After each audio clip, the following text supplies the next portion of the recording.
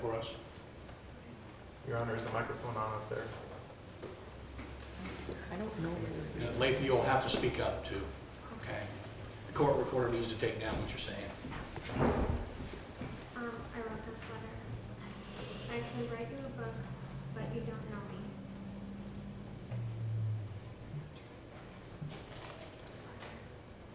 I could write you a book, but you don't know me. You only know me by all the stories, some true and some false. But you will believe what you want. I could tell you I was a hospital clown and gave presents to kids and their parents. I could tell you all the charity work I did. But I just want you to know this is from a mother and wife's loving heart that just wants to get better. First, I want to say I am so sorry for all of this.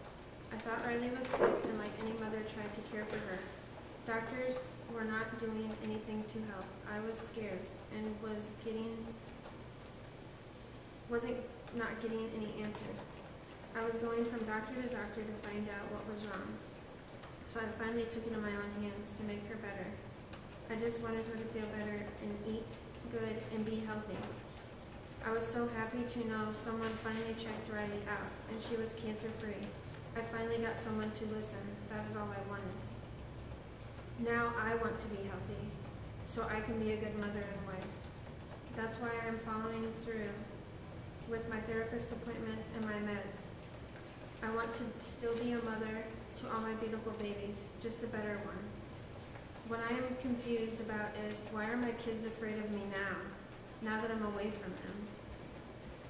I know that I need to fix myself. I did this out of love, not for money. But I hurt so many people. I never meant to do this. I turned their love to hate. I turned their smiles to tears. I hate that I did this. I don't blame anyone but myself. But I do question, where was John when I was hurting? Where was John when I stayed up all night crying? Where was John when I needed help? I just wanted him to listen, to hear me, to love me, to care for me. I felt like he was pulling away. Sorry. I have 5 children to care for. Therapy appointments to go to, teacher appointments, meals to cook, and household chores to do, and so much more. I could not do this all by myself. Now I am so broken. I would give anything to be back with him in my life. It kills me every day waking up and not being with my babies. Hearing their little voices, feeling their hugs. I could most likely lose custody of my 5 beautiful babies. It's the worst punishment of all. It breaks my heart not to be with my children. It hurts so bad to hear the anger and sadness from John. I never meant to hurt them or anyone. I have been a stay-at-home mother for 12 years, and John being a full-time working dad. John was a very hard-working dad. We were a team. All the child care and household stuff was done by me, but I was seeking help at times, and it hurt. I had no free time or adult interaction. I just want to be a mother to my son, Jaden. He tugs at my heart every day with his big hugs and love, and his cooking talents are delicious. My daughter, Ellie, that tugs at my heart every day with her kindness and beauty. She is my mini-me. My daughter, Riley, that tugs at my heart every day with her big hugs. She's my spunky little artist. My daughter, Faith, that tugs at my heart every day, wanting to be my buddy, my Minnie Mouse Princess buddy. My son, Cole, that tugs at my heart every day with his sweet baby face and baby cuddles, and his sweet voice. All my children mean the world to me, and I would do anything for them. As for the cystic fibrosis, John was in the appointment when the girls got diagnosed in Fort Dodge.